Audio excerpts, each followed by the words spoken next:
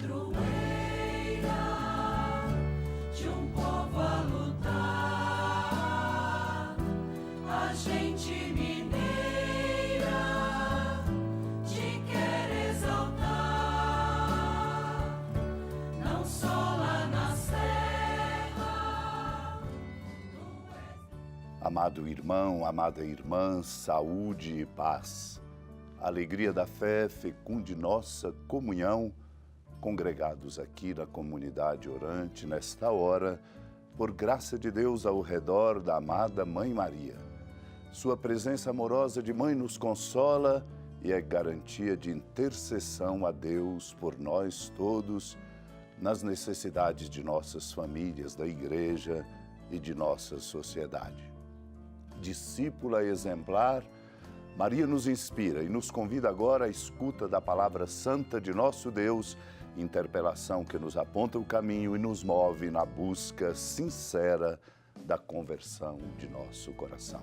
Vivamos este momento renovando o desejo de sermos tocados por esta palavra santa que nos sustenta no caminho e nos dá sabedoria.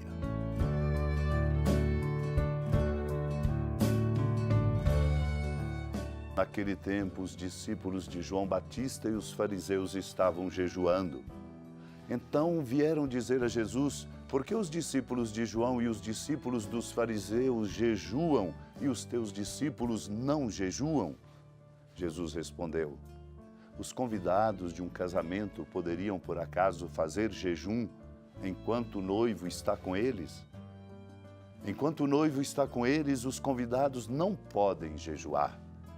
Mas vai chegar o tempo em que o noivo será tirado do meio deles, aí então eles vão jejuar. Ninguém põe um remendo de pano novo numa roupa velha, porque o remendo novo repuxa o pano velho e o rasgão fica maior ainda. Ninguém põe vinho novo em odres velhos, porque o vinho novo arrebenta os odres velhos e o vinho e os odres se perdem. Por isso, vinho novo em odres novos. Amado irmão, amada irmã, esta passagem, por estes ditos de Jesus, com um ensinamento sábio e espetacular, mostra-nos, portanto, que nós podemos sim correr o risco de viver de tradições e de maneiras e admissão de modos e atitudes que não nos levam a viver de verdade a grande aliança que nós somos chamados a selar com Ele, Cristo, por Ele e nele. Um risco grande. Por isso é preciso abrir-se na escuta, numa experiência profunda de aprendizagem, que não se trata de uma aprendizagem meramente intelectual, conceitual, mas uma aprendizagem experiencial que nos capacite para uma abertura bonita aos irmãos, a fim de que não os julguemos ou não os coloquemos em parâmetros de juízos que são, na verdade, sem misericórdia, sem respeito, inclusive. Essa passagem, o Senhor quer nos mostrar por ela que é preciso compreender e ter um discernimento adequado para cada momento da nossa vida e do nosso caminho. Um discernimento que os doutores da lei não foram capazes de ter exatamente porque se prenderam a uma norma importante, o jejum. Porém, uma norma que ficou quebrada pela força da presença misericordiosa de Deus. E Deus que se faz presente sempre quebra certas cristalizações que fazemos e nos prendemos por elas, nos impedindo de viver a alegria da fraternidade, da abertura e do amor. Santo Inácio de Antioquia, lembro aqui, nos faz um convite que vale a pena para que nós possamos crescer no discernimento necessário para cada momento. Esforçai-vos por vos reunir mais frequentemente para dar graças a Deus e louvá-lo. Pois quando vos congregais com maior frequência, as forças de Satanás são abaladas e pela concórdia de vossa fé é vencida a morte que ele traz consigo. Um conselho e um convite importantes para nós, exatamente para fazer crescer em nós esse discernimento que nos capacita para escolher no momento exato aquilo que de verdade conta. E acrescenta Santo Inácio de Antioquia: nada é preferível à paz que acaba com toda guerra celeste e terrena. Nada nos faltará se tivermos em Jesus Cristo perfeita fé e caridade, que são o princípio e o termo da vida. O princípio é a fé, a caridade, o termo. Amados e amadas de Deus, somos chamados a esta experiência bonita, compreendendo que nós não podemos de antemão planejar a vida colocando-a num balizamento rígido, mas nós somos chamados, sim, a obedecer às normas, a vivê-las, pois nos ajudam, pedagogicamente nos impulsionam na direção certa, mas na verdade vivermos a nossa vida no desenvolvimento desta indispensável competência de compreendermos a manifestação do amor de Deus pela força de sua presença. Presença que nos surpreende exatamente porque Deus se manifesta de muitos modos. No sofrimento dos pobres, na necessidade da luta pela justiça, no chamado a cada um de nós para uma nova oferta em nossa vida.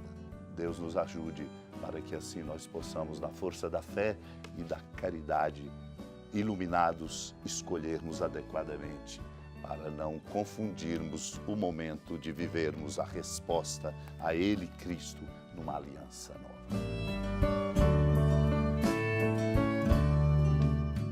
Amado e amada de Deus, iluminados pela palavra de Deus que amorosamente nos conduz luz para nosso caminho e lâmpada para nossos pés, confiantes na intercessão da amada Mãe Maria, renovemos nossas preces e súplicas, recordando-nos dos pobres e dos enfermos, dos sofredores, de nossos familiares e de todos no exercício de suas responsabilidades.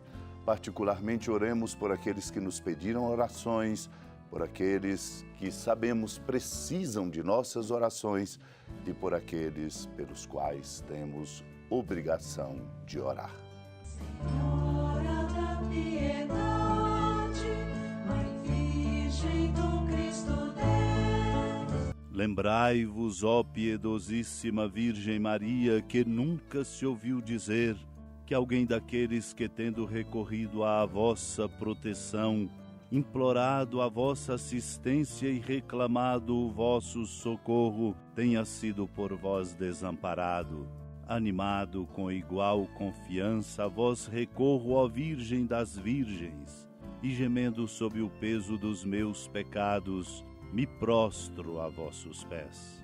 Não desprezeis as minhas súplicas, ó Mãe do Verbo encarnado, mas dignai-vos de as ouvir propícia e de me alcançar o que vos peço. Amém. Feliz padroeira de um povo a lutar, a gente mineira te quer exaltar, não só lá na serra, tu és esplendor de toda esta terra, também és fulgor. Com a alegria da ermida da padroeira do estado de Minas Gerais, a Senhora da Piedade, que da sua casa de clemência e bondade nos acompanha e nos abençoa do alto da serra, magnífica arquitetura divina, a bênção de Deus, amor misericordioso, Pai, Filho e Espírito Santo desça sobre sua família, sustente sua vida, fecunde o caminho missionário de nossa igreja, nos encha de sabedoria e permaneça conosco para sempre. Amém. Feliz padroeira de um povo a lutar, gente me